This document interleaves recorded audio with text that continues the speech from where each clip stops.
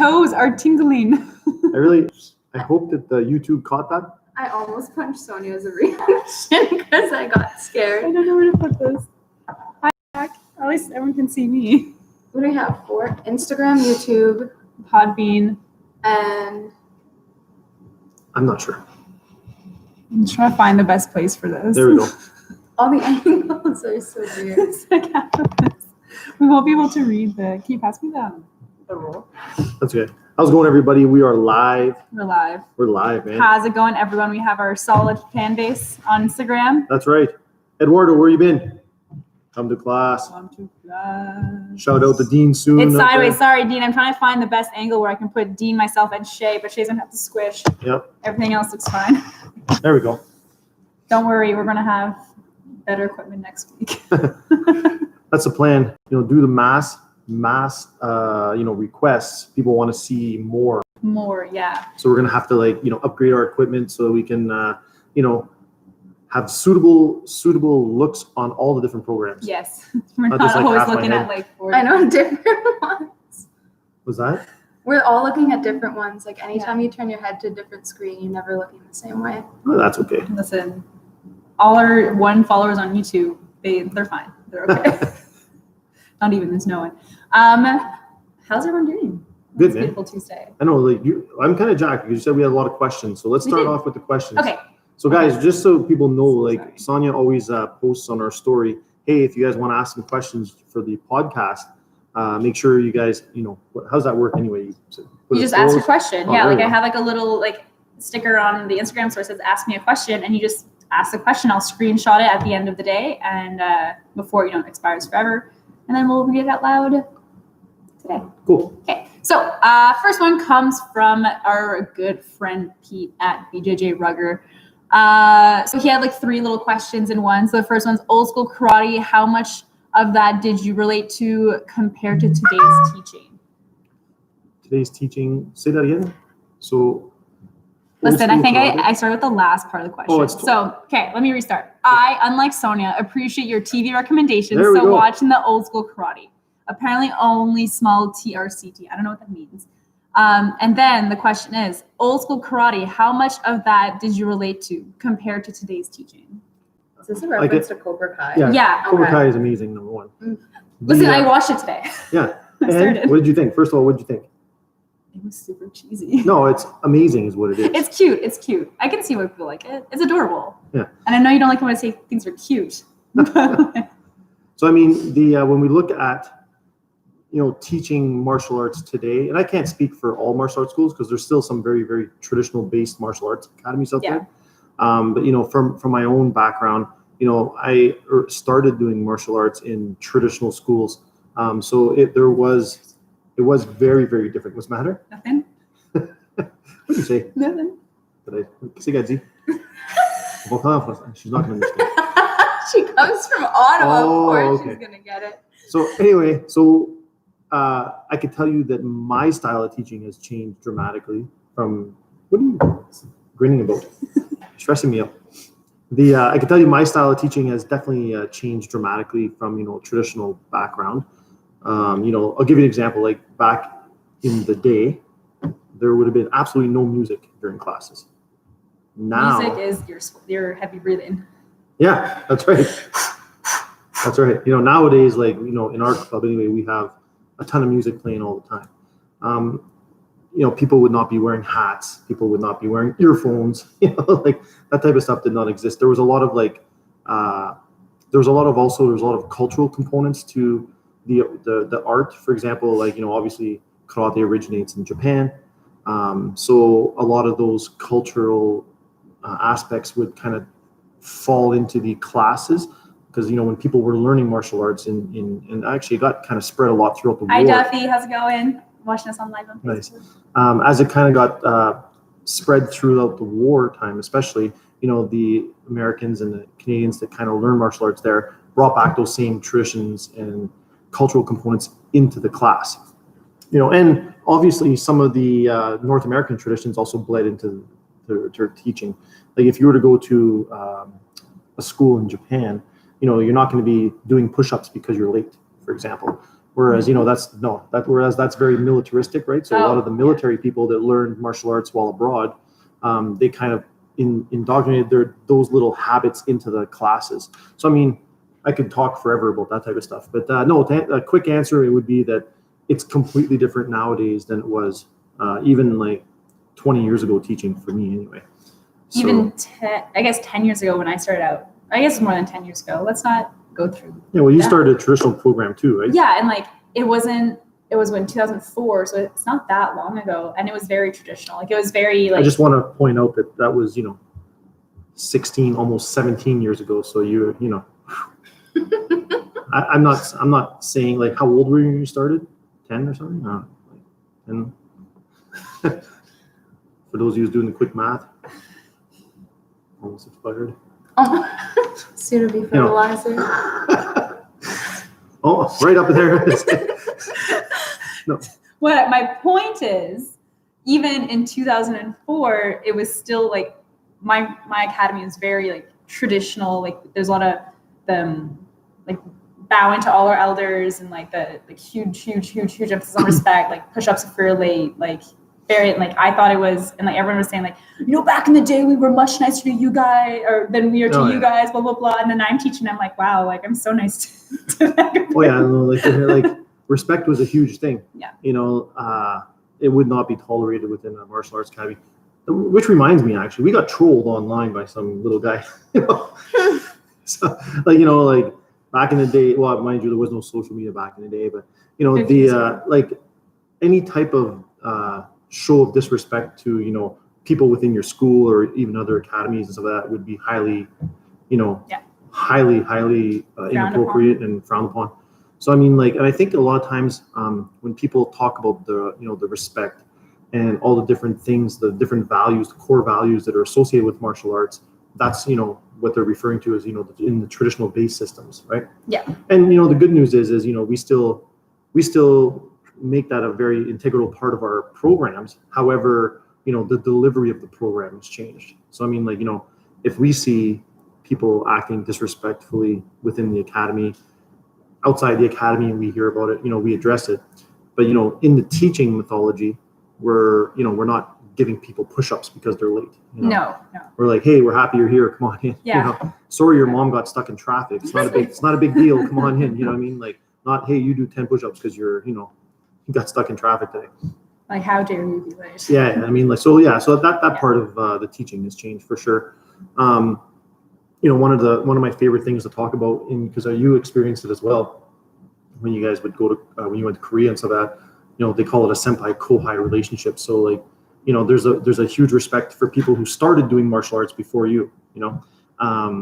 That sort of relationship is the same even in like business or work settings in Japan, stuff like that, or a lot of the Asian cultures where like people who have more seniority are highly respected. To the point like even when you go out for social dinners and stuff like that, like you do not start eating until your senior people start eating. Yeah. So like we would get served food at restaurants and stuff like that if we were out with our instructors or higher ranking students. Like the expectation back then was to not start eating or not eat your food until their plates were served and we all eat together. Which like the side note of that is like, how do you wait that long to eat? So I remember waiting 2 hours and my pasta in front of me going cold, and I was so excited to eat. I was like 12, and I was so sad, and I didn't understand how someone could talk that long. I actually believe that they did it on purpose sometimes. Oh, But it's interesting though, because I remember talking to a friend of mine who lived in Japan at the time. His name was Chris Nesbitt, and we were saying like how a lot of times people in North America would be like, oh, I would not put up with that. Like, I'm not going to have, like, I'm a grown individual. I'm an adult. I'm not going to have people tell me when I can and can't. And he was saying to me, he says, well, that's the difference. Like when, as North Americans, like when you study a Japanese art with a North American mind, these are where some of the problems come in. Yeah. And that's why people thought. But anyway, long-winded answer to say, I love the traditional aspects of it. I think they're super important. I think that, obviously, as a Canadian and North American, like I have no problems also, kind of modifying how we deliver the same type of messages. Yeah. So I think change is okay. Nothing wrong with that. I think in every sport, if you look at the history of sports athletic, instruction has changed all throughout the years. We don't beat people anymore when they can't, do the splits. Yeah. So like. I know not everyone is perfectly flexible. Yeah, no. It's me. But I mean, yeah. So we were doing some spinning hook kicks yesterday. Oh my God. And John tried really hard. Check out the footage for bloopers later. Yeah, John tried really hard. Yeah, I'm gonna just kick people in the leg. I'm not gonna. That's my kind of kick. Yeah. I like that. I'd rather kick people in the leg, maybe the liver. There's a saying in karate: we kick people in the head when they're on the floor. Once they hit the ground, we kick them in the ground. So yeah. Oh, hi Val, our Valerie. loyal YouTube fan. Yes, so that was a really long answer for Pete's question. That's awesome. This is the thing. Like This is great. I can definitely be long-winded, so I try not to. love talking about the the traditional John. martial arts Yeah. stuff. I remember the first time I went on a team dinner with you. Oh, yeah. I was so scared to eat. Yeah. Because it was my first time going back into like a martial art because my my previous experience with my taekwondo community, like very strict. And I whispered to the person beside me, "Do we have to wait for John to eat?" Yeah. They probably thought. And then they all crazy. laughed. They're like, "What are you talking about? Like everyone else is eating." I'm like, "But John to Yeah. And normally in normal circumstances, like you never have to wait for me to eat because I'm always. It's done before I even eat. I'm trying to take my first bite and bam, your food's gone. Yeah. So I mean, like that's like I don't know. John brought I in know. some very healthy veggie sticks today. Yeah. And before I even blinked, they were all gone. Yeah. Yeah. It's I weird. mean, one of the suppers I had with John, I remember food and Joey, my rib with your cake. That's right. I will kick Joey in the ribs again. Oh, Monique, shout out to Monique. hi, Monique. Well, we miss you. Hopefully your back's feeling better. Okay, next question. So we have 2 from Jeff because he missed last week. Yep. Okay. So hopefully he's watching. I don't know what platform he's watching on. So the first one, what is the toughest part about training for tournaments?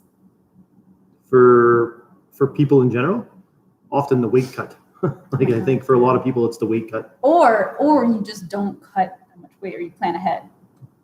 I fight in ultra heavy, so like. Yeah, But really. I I can cut tell you, 3 pounds and Yeah. it's awful. like I think for a lot of people, and back when I was fighting, in the professional venue, fought at 5, and I think like when you're dropping the weight, the problem is you're not taking as many calories, and you're actually for a lot of people like you've increased your amount of training. So this is why if ever people want to compete seriously, I would highly recommend like a sports nutritionist. Yes. I think like back in those days, because for me it was like a long time ago, 2007. And I couldn't afford any type of sports nutritionist, and so I did probably everything wrong, completely wrong.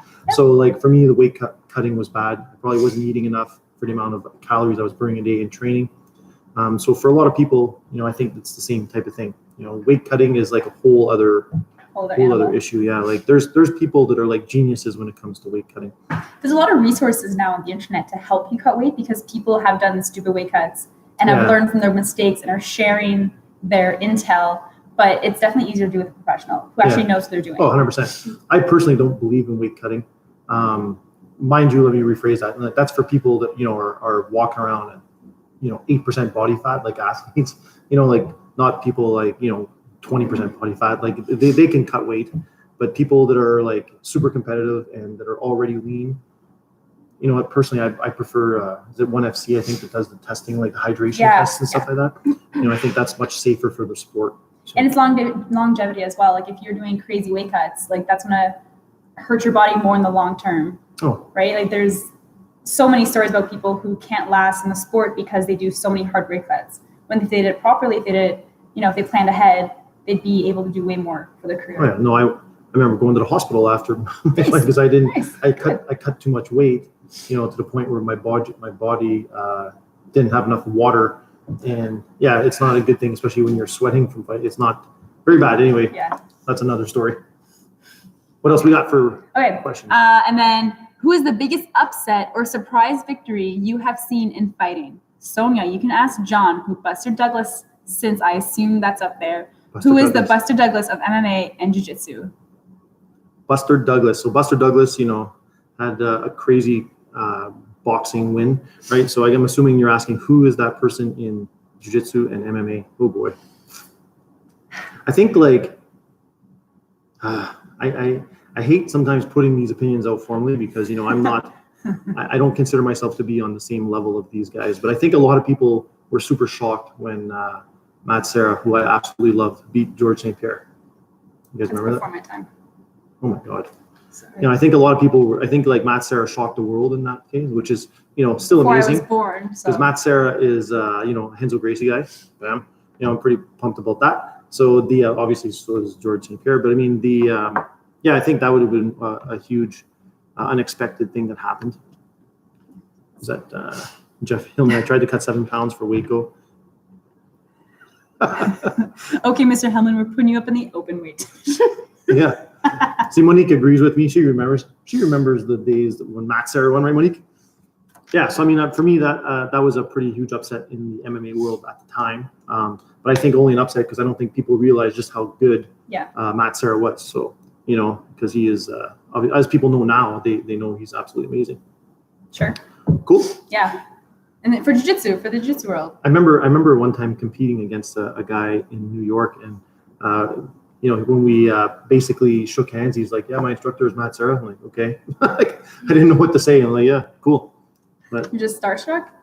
I'm not gonna lie, I was pretty starstruck. I thought Trying to play really, really cool. I have a picture with Matt Serra after that match. Cool. Yeah, he was very cool. That's cool. He's like super approachable guy too, like super, super nice guy. I noticed that with a lot of like high name martial arts people. Like when we did Nomad, every instructor was so nice and approachable. Ricardo Almeida, like super approachable, super professional to deal with. What the heck you doing? Sorry, force of habit. Yeah. No, a lot of those guys, and kind of dating back, is a lot of these people who attain such a high level, like they come from, traditional backgrounds. A lot of them do. Well, in that era, right? You see what happens nowadays. Like, like the fight that just happened. I was talking to someone. Costa Over the week, Adesanya. it was so good. Yeah, like great fighter. You cannot take away from his fight, but I was like a little disappointed with the speech at the end. That he was trying to talk about weight cutting and like what part? Because then he talked about like the 39. So I think, and this is what like people don't understand. Adesanya has like over 100 pro fight wins, like between kickboxing and MMA. Mm-hmm. Before he got to the UFC, he has like over 100 wins. So like people keep trying to say like, oh, Adesanya's not that good. He's not that good, but he's the real deal. Are you a fan? I'm a huge fan. I'm a huge fan. I get it. I wasn't upset. Oh, man, we're gonna have to agree to disagree. You thought Costa was gonna win? He threw a jab. Whatever. In a round and a half, he landed a jab. I feel like I was right, and you're just upset that I'm gonna hit you with a jab. Whatever. Do it. Try me. I will spin kick you George so high. George St. Pierre won whole fights with a jab. Against Josh Koscheck. I know GSP, but that's about it. Yeah. I know him. I saw him fight Bisping. Yeah, that was cool. Yeah, that's rear naked choke finish. Yeah. Right on. I'm with you, Sonia. Love you, Monique. You can't go back and forth, Monique. She likes Mike's playlist better. This is called loyalty. I don't think she does. Yes, she does. I rocked out a new playlist yesterday. You did? So is it more updated TikTok songs? I'm not gonna repeat that. He has 3 songs on his playlist. It's Savage Love. Yeah. Everybody loves Savage one. Love. It's the one Lamborghini in the cop car. Oh. And then there's another one, the slow one, and that's it. It's on the repeat. No, I downloaded new stuff. He has a Drake one too. I can't remember which one it Tootsie is. Slide. Tootsie Slide is awesome. I have that one on my playlist, but there's also like 40 songs on the playlist, so you don't hear the same thing every time. Sorry, when I come back, you'll see my new playlist. Come it's back amazing. To me. Hi, Addie. She's already agreeing with me. No more Savage Love. All right, what else we got for questions? I think we had was that it? Yeah, Pete's 3 questions. Okay. Then Jeff's, and then Cool. Looks like we're almost at time. Did we talk that much, or did I just? We didn't even talk about like the week, like of our short class. We just went straight into questions. All right, really quickly. Everything's awesome. Yeah. Absolutely. Everything's awesome, guys. Come on back. Come see us. Yep. We want to see everybody. We got classes Iron 6 days Maiden a and week. Motley Crue all the way. You're so intense. Wow. Iron Maiden. I can ask more. Jeffrey, wait for next week, bro. Give us 2 questions a week now. Yep. Sonia posted on the Instagram. You'll get your chance to ask more because you have good questions. Make me a list. We'll answer them. Cool. All right, guys. Thank you so much. We will see you guys same time, same place next week. Glad you're back open. Come see you soon, buddy. And Oh, I tried to make that as like in unison as possible.